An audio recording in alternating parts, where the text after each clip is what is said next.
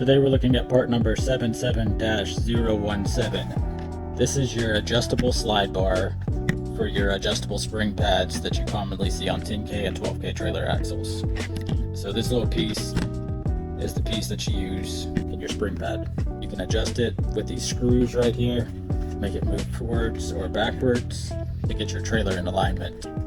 You'll see these on all the Carter 10K and 12K, 15K trailer axles.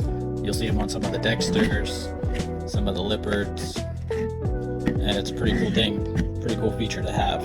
Makes it easy to get your trailer in alignment just by having these. And we'll just look at it real quick. So the overall thing is going to be 7 inches, and it's 1 inch wide. And I'll actually take you outside real quick and show you one on an axle. So let's go. So that piece is going to go right here.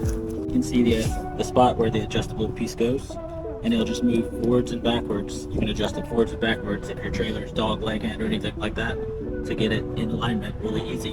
And you can get these at trailerpartsunlimited.com or give us a call at 844-898-8687. Thanks.